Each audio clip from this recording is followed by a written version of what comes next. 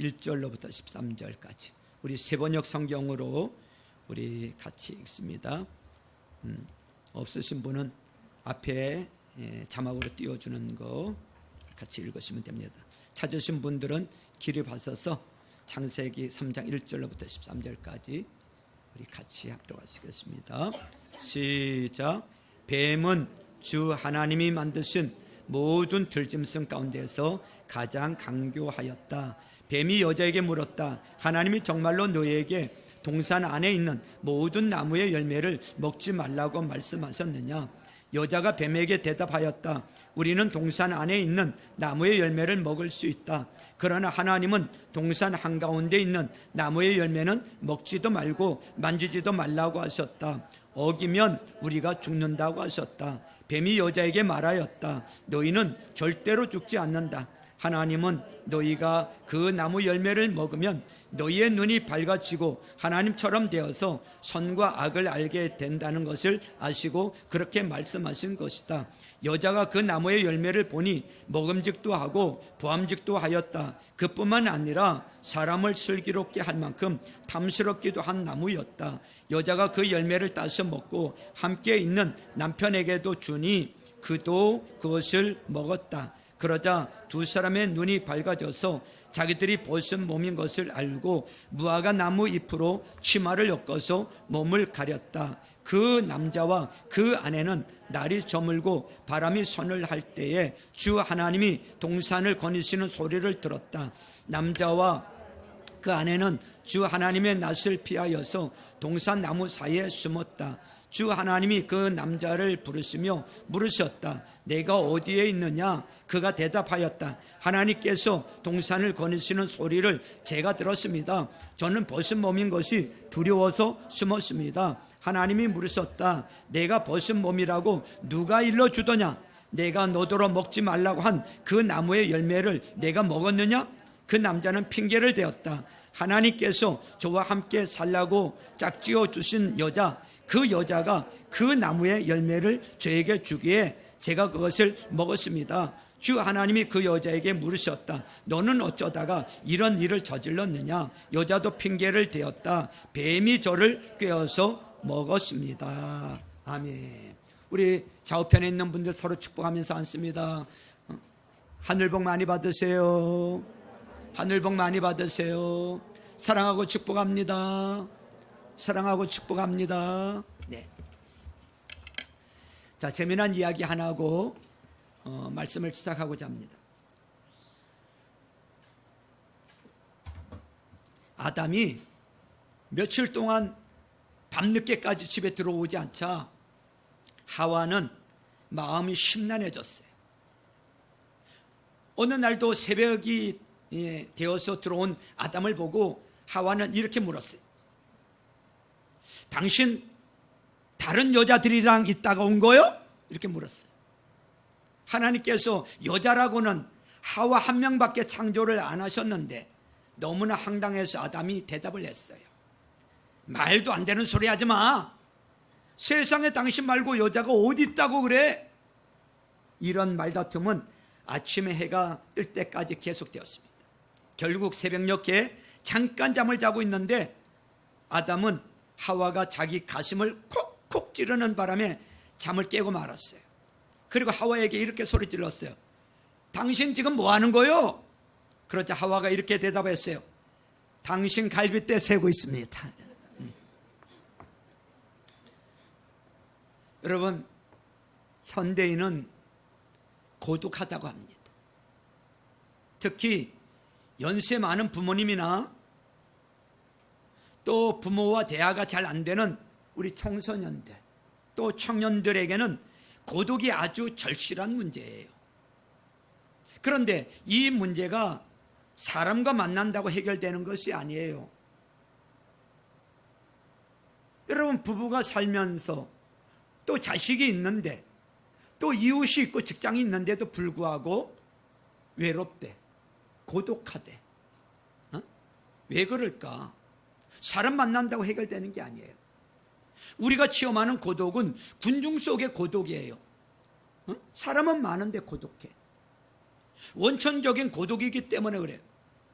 고독은 누구나 겪는 질병이에요. 그래서 이 질병을 극복하기 위해 어떤 분은 사업에 몰두하기도 하고, 어떤 사람은 술을 마시기도 하고, 어떤 사람은 노름에 빠지기도 하고, 어떤 사람은 취미생활로 운동생활에 또 몰두하기도 합니다. 그렇지만 고독이 사라지는 건 아니에요.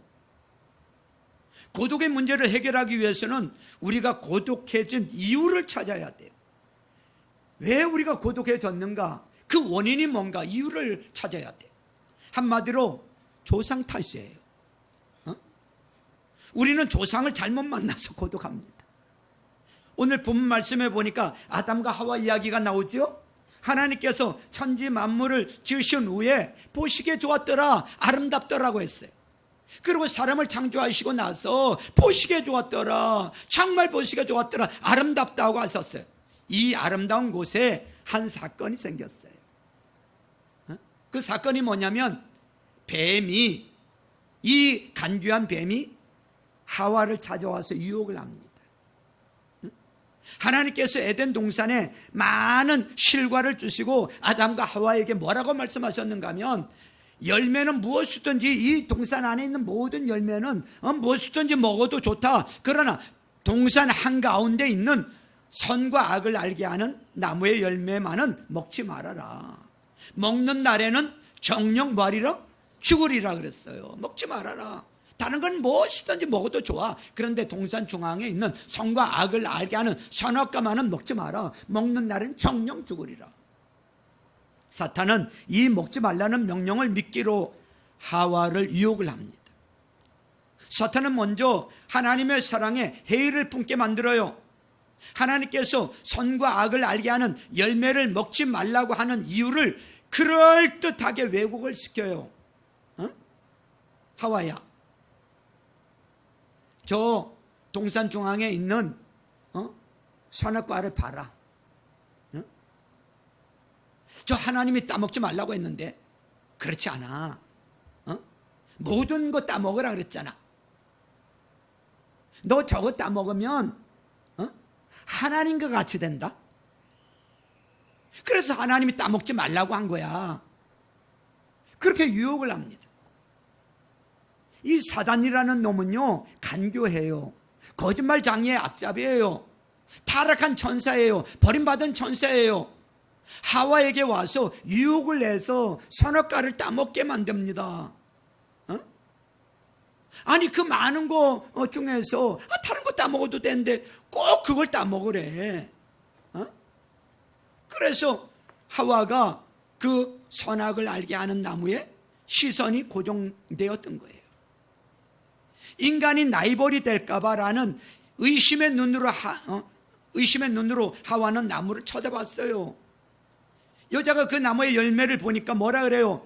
먹음직도 하고 부함직도 하였다. 사람을 지혜롭게 할 만큼 탐스럽기도 한 나무인지라 그랬어요. 먹음직스럽고 부함직스럽고 그 다음에 탐스럽기도 한지라. 이게 뭐냐면요, 육신의 정욕, 안목의 정욕, 이성의 자랑이에요. 그 열매를 먹으면 하나님처럼 될 것 같은 생각이 들었던 거예요. 마침내 자신이 따먹고 그 남편 아담도 먹게 했어요. 이것이 바로 우리 인류의 조상이 저지른 첫 번째 범죄입니다. 흔히 우리는 죄라고 하면 사기치거나 등쳐먹고 도둑질하고 강도질하고 이런 것들을 생각을 합니다. 물론 그런 것도 죄예요. 죄죠. 그러나 그런 것들은 내가 죄인이기 때문에 나타나는 증상일 뿐이에요. 생명의 삶 시간에 죄에 대해서 가르쳐 드렸어요. 근본적인 죄는 내가 하나님이 되어보려는 의지예요. 내가 하나님이 되려고 하는 게 죄예요. 하나님으로 살려고 하지 않고 내가 하나님이 되려고 해. 하나님의 법이 아니라 내 법으로 살려고 해. 내 인생 하나님께 달려있는데 하나님을 의지하지 않고 내 인생 나에게 달려있는 것이냐 착각하고 내 힘으로 살려고 하는 거, 그게 죄예요. 히브리 사람들에게 선과 악은 추상적이 아니고 현실적이고 구체적이에요. 히브리어의 모든 단어는 동사에서 나왔습니다. 그러므로 선이란 실생활에 유익한 것이고 악은 실생활에 해가 되는 것을 의미합니다. 그래서 선악과를 먹었다는 의미는 이제부터는 무엇이 나에게 유익한지 무엇이 나에게 해가 되는지를 내 스스로가 결정하겠다는 의지를 표현하겠다는 거예요. 모든 거 내가 스스로 결정하겠다는 거야. 범죄 이전에 하나님과 우리 인간의 관계는요, 사랑의 관계였어요. 믿음의 관계였어요. 신뢰의 관계였어요. 하나님 만나면 너무너무 좋은 거예요. 마귀는 이 신뢰에 의심의 세기를 박아버렸어요. 아담과 하와는 이분을 믿었다가는 큰일 나겠다고 생각하게 되었고, 이제부터는 무엇이 나에게 이익이 되고 무엇이 나에게 손해가 되는지를 내가 결정하겠다고 결심한 거예요. 모든 것을 내 맘대로 살겠다, 내가 모든 것을 결심하고 살겠다고 결단을 한 거야. 이 순간이 인간 사회의 고독이 시작되는 순간인 거예요. 여러분, 범죄의 결과는요, 세 가지로 나타나요. 범죄의 결과는 첫 번째가 수치심이에요. 두 사람의 눈이 밝아져서 자기들의 벌거벗은 몸인 것을 알고 무화과 나무 잎으로 치마를 엮어서 몸을 가렸다고 했어요. 이처럼 하나님의 계명과 뜻을 어겼을 때 수치심이 생겨요. 여기서 이상한 점은요, 선악과를 먹음으로 죄를 지었다면 여러분, 따먹은 입을 가려야 되는데 따먹은 입을 가리는 게 아니라 어디를 가려요? 생식기를 가렸다는 사실입니다. 무슨 뜻입니까? 이들의 수치는 자신의 존재, 자신의 삶의 핵심을 건드리는 수치라는 뜻이에요. 죄 때문에 수치가 드러나는 거예요. 죄 때문에 수치가. 두 번째는 두려움이에요. 두려움. 8절을 보면 그날 바람이 불 때 동산에 거니시는 여호와 하나님의 소리를 들었다고 했어요. 전에는 하나님을 만나는 것이 즐거웠어요. 죄 짓기 전에는 하나님이 어느 날 찾아오셔서 아담아 부르면 아버지 오셨네, 아버지 좋아하면서 뛰어갔어요. 아버지 품에 안겼어요. 뽀뽀했는지도 몰라.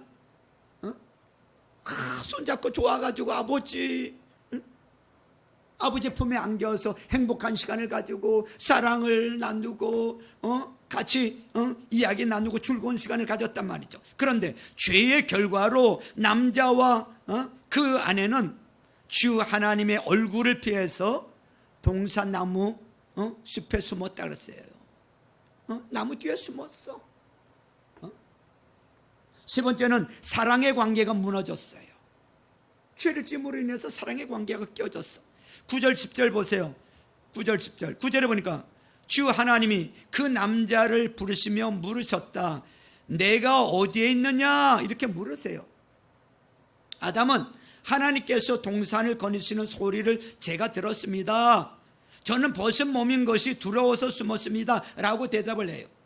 엄격한 의미에서 이것은 사실과 달라요. 여러분, 숨은 이유는 벗은 몸이 두려워서가 아니에요. 그동안에 계속 벗고 있었는데 벗은 몸이 두려워서 숨은 것이 아니라 따먹지 말라는 선악과를 따먹었기 때문에 숨게 되는 거예요. 범죄하고 나니까 숨게 되는 거예요. 죄 짓고 나면요 숨어요. 그래 안 그래요? 거짓말을 하기 시작하는 것은 사랑의 관계가 무너지기 시작했다는 표시예요. 그래서 하나님이 그 점을 지적하고 있는 거예요. 여러분, 죄 짓고 나면요 하나님 그 사랑의 관계가 이 거짓말을 하기 시작했다는 것은 사랑의 관계가 무너지기 시작했다는 것을 표시한다고 말씀드렸는데, 이것은 하나님 앞에서도 마찬가지고요 사람 사이에도 마찬가지예요. 부부 사이에도 죄 짓고 나면요 거짓말을 합니다. 그래서 하나님이 그 점을 지적하고 있어요. 11절에 보세요. 하나님이 물으시기를 내가 벗은 몸이라고 누가 일러주더냐? 내가 너더러 먹지 말라고 한 그 열매를 내가 먹었느냐? 그랬더니 12절에 보니까 하나님께서 저와 함께 살라고 짝지어 주신 누가? 여자가 그 나무의 열매를 저에게 주기에 제가 그것을 먹었습니다 라고 해요. 하나님께서 하와를 창조해서 아담에게 데려왔을 때 아담이 얼마나 좋아합니까? 팔짝팔짝 뛰면서 내 뼈 중에 뼈요 살 중에 살이로다 그러면서 얼마나 좋아합니까? 그렇게 기뻐했던 사람이 이제는 아내에게 손가락질 납니다. 저 여자 때문에, 저 여자 탓이라는 거예요. 오늘 성경에는 뭐라 그래요? 핑계를 댄다 그러죠. 저 여자에게 핑계를 돌립니다. 여러분, 핑계는요, 핑계는 여러분 불순종이에요.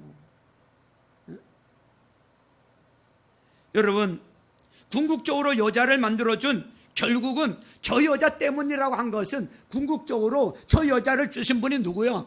하나님이시잖아요. 그 책임을 결국은 그 여자에게 돌렸다는 것은 책임을 하나님께 전가시켰다는 거예요. 근본적으로.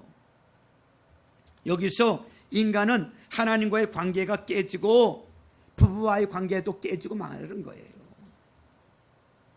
인류 조상의 첫 범죄로 우리는 수치를 알게 됐고 두려움을 알게 됐고 그로 인해서 사랑의 관계가 깨어지고 말았어요. 우리는 이들의 자손이기 때문에 마음속에 수치를 갖고 삽니다. 아담의 후손이기 때문에 수치를 갖고 살아요. 저는 이런 수치를 많이 느끼면서 어릴 때 자란 사람 중에 하나예요.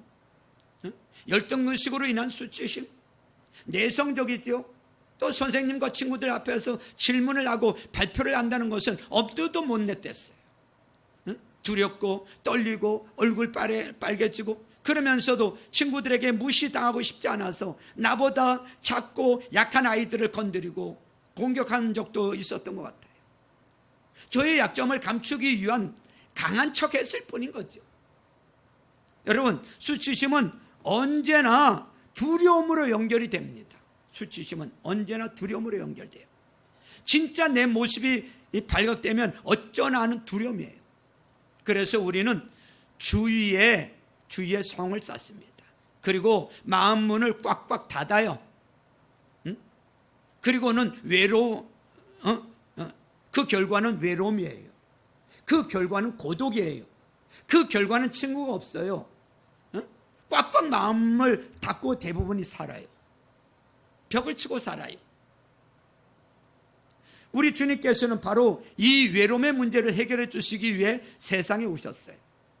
하나님께서는 인간의 고독이 수치와 두려움의 결과라는 것을 아시고 예수님을 세상에 보내주셨어요. 예수님은 세상을 살면서 한 번도 수치를 느낄 필요가 없는 완전한 삶을 사셨던 분이세요. 베드로는 내가 3년을 모시고 입원을 받지만 죄를 짓는 것이나 거짓말하는 것을 한 번도 본 적이 없다고 증언하고 있어요. 이렇게 완전한 삶을 사신 유일하신 분, 우리 주 예수 그리스도의 죽음은 수치 그 자체였습니다. 여러분, 우리 예수님은 하나님의 아들이세요. 이분은 죄가 없는 상태에서 오셨고 이 땅에 계시는 동안 죄 한 번 지으신 적이 없으신 분이에요. 수치가 없으신 분이에요. 그런데 이분이 십자가에서 돌아가신 그 자체가 여러분 수치였습니다. 온통 모든 사람들이 보는 앞에서 발가벗겨져서 얼마나 수치스럽습니까? 온 사람들이 보는 앞에서 발가벗겨져서 십자가에, 그 고통의 십자가에 못 박혀서 돌아가십니다. 여러분, 십자가는 단순한 교수형이 아니에요. 정말 극악무도한 죄를 지은 죄인들이 당하는 수치스러운 처형 방법이에요. 수치를 느낄 필요가 없는 분이 왜 가장 수치스러운 죽음을 당하셨느냐, 이거예요. 죄 한 번 지으신 적이 없는 그분이 왜 수치를 당하면서 십자가에서 죽으셨느냐, 이거예요. 그것은 바로 저와 여러분들의 우리의 수치를 제거해 주시기 위해서인 줄로 믿으시길 바랍니다. 저와 여러분들이 가지고 있는 이 수치, 이것을 해결해 주시기 위해서. 죄 없으신 그분이 우리의 모든 죄를 뒤집어 쓰시고 발가벗겨져서 그 수치심을 느끼면서 십자가에서 못 박혀서 우리의 모든 죄를 대속해 주시고 십자가에서 우리의 모든 수치를 다 해결해 주셨어요. 완전한 삶을 사신 분이 왜 처형을 당하셨습니까? 우리가 하나님한테 받아야 될 벌을 대신 받기 위해서였습니다. 그러나 이분은 돌아가신 것으로 끝난 것이 아니라 부활하셨습니다. 누구든지 예수님을 영접해 믿기만 하면 죄를 깨끗이 용서받을 수 있는 길을 마련해 주신 줄로 믿습니다. 뿐만 아니라 하나님에게서 의롭고 인정받을 수 있는 길을 마련해 놓으셨어요. 옛날에는 수치심 때문에 하나님 앞에 설 수가 없었던 사람도 이제는 담대하게 예수 그리스도 보혈 의지하고 담대하게 하나님 앞에 설 수 있게 된 줄로 믿으시길 주님의 이름으로 축원합니다. 수치와 두려움의 제거는 우리와 하나님과의 관계가 회복되었음을 의미하는 거예요.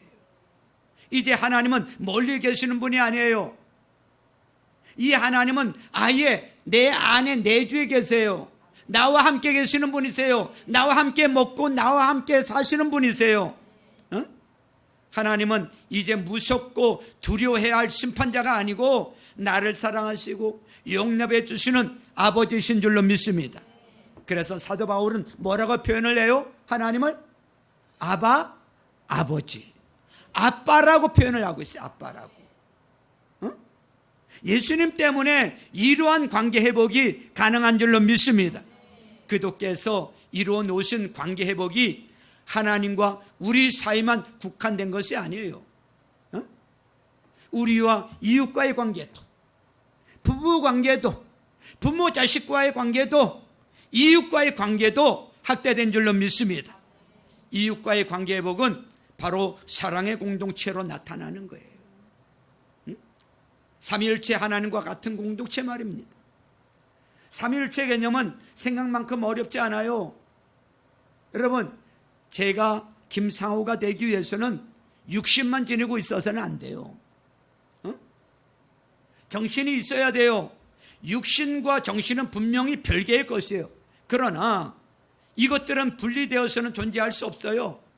육신과 정신이 합쳐 있을 때 비로소 김상호가 될 수 있는 거예요. 하나님도 성부 하나님, 성자 하나님, 성령 하나님 삼위가 계시는데 이 세 분이 하나란 말이죠. 일체시란 말이죠. 하나님은 독불장군이 아니라 공동체세요. 공동체. 사랑의 관계세요. 이 사랑의 관계로 여러분 부부도요, 남자와 여자가 사랑해서 결혼을 해서 사랑의 이 열매로 결정체로 생겨난 게 뭐예요? 자식이잖아요. 삼일체 하나님도 여러분 사랑의 관계예요. 사랑의 관계. 그로 인해서 여러분 이 삼일체 하나님의 사랑의 관계로 인해서 결정체로 만들어진 게 하나님의 자녀들이에요. 요한복음 17장은 예수님께서 최후의 만찬을 마치시고 십자가에 달리시기 위해 겟세마네로 가시기 전에 제자들을 위해서 하신 여러분 기도문이에요. 기도. 십자가에 돌아가시기 전에 제자들을 위한 마지막 기도였으므로 굉장히 중요한 기도예요. 요한복음 17장 11절에 보면 이렇게 기도하고 계세요. 거룩하신 아버지요, 내게 주신 아버지의 이름으로 그들을 보존하사 우리와 같이 그들도 하나 되게 하옵소서. 이렇게 기도하고 있어요. 하나 되게 해달라고. 우리가 하나인 것처럼, 삼위 하나님이 하나인 것처럼 이 제자들이 하나 되게 해달라고 기도하고 있어요. 삼위일체 하나님이 하나인 것처럼 제자들도 하나 되기를 위해 기도하고 있어요. 21절에 보니까 아버지요, 아버지께서 내 안에 내가 아버지 안에 있는 것 같이 그들도 다 하나가 되어 우리 안에 있게 하사 세상으로 아버지께서 나를 보내신 것을 믿게 하옵소서라고 기도하고 있어요. 예수님은 하나님이 보낸 분이십니다. 라는 것을 세상에 널리 알리는 방법은요, 간단해요. 우리가 하나 되면요, 예수님이 하나님이 보내신 구원자이시구나 라는 것을 알 수 있게 된다는 것입니다. 교회가 맨날 쌈박질해. 믿는 사람들이 날마다 쌈박질해. 그러면 예수님이 하나님이 보내신 구세주거나 믿을 수가 없는 거야. 삼위일체 하나님이 하나인 것처럼 믿는 사람이 하나가 되는 것을 볼 때에 비로소 예수님이 정말 하나님의 아들이심을 알 수 있다는 거예요. 22절에 보면 나는 아버지께서 내게 주신 영광을 그들에게 주었습니다. 그것은 우리가 하나인 것과 같이 그들도 하나가 되게 하려는 것입니다 라고 말씀하고 있습니다. 예수님께서 돌아가시기 직전에 드린 기도 제목은 제자가 하나의 공동체를 이루는 것이었어요. 공동체이기 때문에 이제는 더 이상 외로워할 필요가 없어요. 이러한 공동체인 교회를 이루기 위해 예수님께서는 이 세상에 오셨고 돌아가셨고 부활하신 줄로 믿습니다. 여러분, 우리 교회가 지금 신약교회를 회복하고 가정교회로 전환 중에 있는데 왜 가정교회를 하고 목장을 하려고 하느냐 하면 앞으로 진정한 사랑을 나눔으로 가정교회를 통해서 따뜻한 장소를 만들려고 하는 이유가 거기에 있는 것입니다. 여러분, 구역 모임이나 여러분 셀 모임은 한계가 있어요. 그 이상 안 돼요. 여러분, 마음 놓고 웃을 수 있고 즐길 수 있어야 돼요. 그러나 우리가 거기서만 그친다면 가정교회는 실패하게 됩니다. 주님이 원하시는 공동체가 되기 위해서는요, 우리 벽에 쌓고 있는 겹겹이 쌓인 이 벽을 제거해야 돼요. 안전하게 다치지 않을 얘기만 그것만 끄집어내서 골라서 하는 한 참된 사귐은 이루어지지 않아요. 그런 목장은 컨트리 클럽 수준으로 전락하고 말 거예요. 그 정도의 사귐을 위해서 매주 만나기에는 시간이 너무 아까워요. 마음과 마음이 만나는 공동체를 만들기 위해서는 내가 쌓고 있는 이 성벽을 허물어야 될 줄로 믿습니다. 이것이 허물어지지 않는 한 우리는 고독합니다. 내가 먼저 해야 됩니다. 내가 먼저 허물어야 돼요. 성공하는 것도 나누고 성공한 것도 나누고 실패한 것도 나누고 기쁜 일도 나누고 슬픈 일도 나눠야 돼요. 우울한 것도 나눠야 돼요. 마음속에 가지고 있는 짐도 나눠야 돼요. 어떤 것도 나누면서 공감이 되어야 되는 거예요. 우리는 너무 서로 포장하고 삶을 삽니다. 벗겨내야 되는 거예요. 현대인의 부부도요, 서로 마음을 열지 못하고, 여러분 부부 사이 한번 생각해 보세요. 서로 마음을 열지 못하고 일상적인 생활에 관해서만 이야기를 해요. 아이 밥 먹었어? 학교 갔어? 학원 갔어? 세금 냈어? 여러분, 일상적인 생활에 그쳐요. 진짜 속마음을 터놓고 여러분 얘기하는 부부들이 많지가 않아요. 그러다 보니 같이 살기는 해도 서로를 잘 모르는 거예요. 진짜 저 사람이 뭐 때문에 고민하고 있고 뭐 때문에 지금 저렇게 우울하고 아파하는지를 모르는 거예요. 여러분, 또 속마음을 터놓고 얘기를 하려고 해도 공감해 주지 않으니 말을 하지 않으려고 합니다. 그러다 보니 속이 골마요. 우울증이 와요, 부부 사이에. 내가 벽을 허물고 나면 재미난 일이 생깁니다. 휴턴 서울교회 연수 갔을 때 보니까 목자 목녀가 그런 얘기를 하더라고요. 자기들이 마음을 오픈하고 벽을 허물지 않으니까 목원들도 벽을 허물지 않더래. 그냥 겉으로 드러난 것만 얘기하더래. 그래가지고는 안 됩니다. 그래서 이 목자 목녀가 자기들도 힘든 거 이야기하고 실패한 거 이야기하고 부부 싸움한 이야기를 했대. 아, 지난주에 우리 부부 된통 싸웠다고, 피 터지게 싸웠다고. 아니, 목자가 목원들에게 싸웠다는 이야기를 한 거예요. 그랬더니 너나 할 것 없이 아이고 우리도 싸웠다고, 우리도 이거 가지고 싸웠다고, 다 싸웠다 그러더래. 여러분, 상대방도 자기 벽을 먼저 여러분 열어야 상대방도 허무는 거예요. 여러분, 벽을 허무는 구체적인 방법은 나의 두려움, 나의 수치를 노출시키는 거예요. 어떤 사람이 어렵사리 자신을 조금 열어보았는데, 조금 그래도 뭔가 오픈하려고 열었는데 그것을 콕 찌르면 안 돼요. 그러면 마음의 문을 닫고 다시 고독의 상태로 돌아가게 돼요. 다시는 문 안 열려고 해요. 또한 이렇게 저렇게 하라고 처방을 주는 것도 안 돼요. 공감을 해주지 않고요, 처방을 해주려고 하고요, 권면만 하려고 하고요. 제가 그러고 있더라고요. 우리 성도들에게도 그렇고요, 제가 제 집사람한테도 아내한테도 그렇고요, 우리 자녀들에게 그러고 있더라고요. 공감을 해주지 못하고 여러분 처방만 주려고 하고 있더라고요. 그것은 상대방을 나보다 열등하게 여긴다는 의미이기도 해요. 우리는 간증을 나눠야 돼요. 우리 있는 모습 그대로 간증 나누는 거예요. 자신이 겪었던 똑같은 경험을 말해주는 거예요. 실패했던 경험, 그런데 그 실패를 어떻게 딛고 일어났는지를 간증해 주는 거예요. 그럼 그걸 듣는 사람이 그 과정을 겪고 있고, 저 사람도 저렇게 실패했었는데 오늘은 이렇게 일어나서 성공하고 있구나. 나도 지금 실패하고 있지만 나도 저런 과정을 겪어서 나도 일어설 수 있겠구나. 그러면서 힘을 서로 얻는 거예요. 그게 필요한 거예요.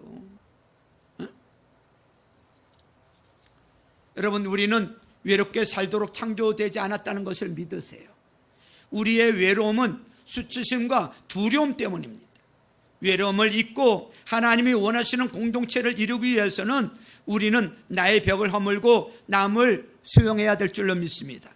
당신 자신을 확 노출시키라는 것은 아니에요. 그러나 우리가 자신을 둘러싸고 있는 담을 언젠가는 하나하나 이렇게 허물어야 한다는 사실을 알고 있어야 됩니다.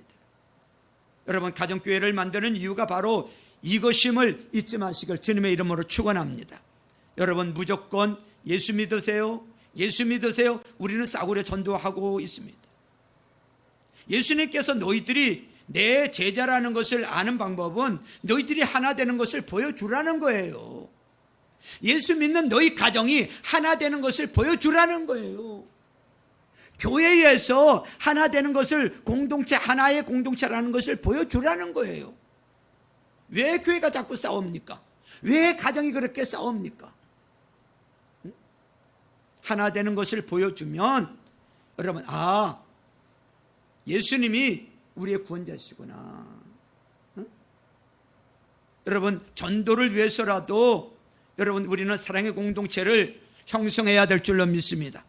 성도님들, 주님께서 원하시는 공동체를 우리 만들어야 되지 않겠습니까? 만들기 싫어요? 아멘이 안 됩니까? 네? 여러분, 하나님을 모르는 사람들은 외롭습니다. 외롭다는 것은 인정조차 하지 않으려고 하고 그 외로움을 해결할 수 있는 길이 없다고 생각하기 때문에 더 외롭습니다. 이런 분들은 마음과 마음이 만나는 공동체를 보았을 때 서로의 외로움을 의식합니다. 이 외로움이 풀릴 때에 그들은 예수님이 하나님의 아들이신 것을 고백하게 되는 것입니다. 이것을 보여줘야 된다는 것입니다. 여러분, 정리하고 이제 기도할 텐데요. 여러분, 현대인들은 여러분 가족도 있어요, 친구도 있어요, 이웃도 있어요. 그런데 고독합니다. 외롭습니다. 멀쩡하게 가족의 부부가 있는데도 부부가 서로를 알아주질 못해요. 벽을 쌓고 있어요. 깊은 속마음을 얘기를 못해요. 공감을 못하거든요. 그러다 보니까 담고 있어요. 우울해져요. 여러분, 예수님은 우리에게 하나가 되라고 말씀하고 계세요. 그러기 위해서는요, 그 벽을 허물어야 돼요. 그 벽을 허물어 주신 분이 누구시라고요? 예수님이세요. 우리의 수치를 담당해 주셨고, 두려움을 담당해 주셨고, 사랑의 관계가 깨어졌었는데 예수 그리스도께서 여러분 십자가에서 여러분 수치를 담당해 주시고 두려움을 담당해 주시고 우리의 죄 문제를 해결해 주심으로 하나님과 우리 사이에 사랑의 관계를 회복시켜 주셨어요. 그래서 우리는 예수 그리스도를 통해서 하나님과 사랑의 관계가 회복되었을 뿐만 아니라 부부와의 관계도 이웃과의 관계도 사랑의 관계를 그분이 만들어 주신 줄로 믿습니다. 이것을 회복해야 된다는 것입니다. 교회 다닌다면서, 예수 믿는다면서 여전히 하나님과의 관계가 깨어져 있고 이웃과의 관계가 깨어져 있다면 여러분, 이건 온전하게 주님 만난 게 아니에요. 진짜 주님 만나면요, 이 문제가 해결되어지고요, 그런 공동체가 만들어져야 될 줄로 믿습니다. 그런 공동체를 저와 여러분들이 함께 만들어가야 될 줄로 믿습니다. 아멘. 우리 이 시간에 찬양 한 곡 하고요, 주신 말씀을 가지고 우리 결단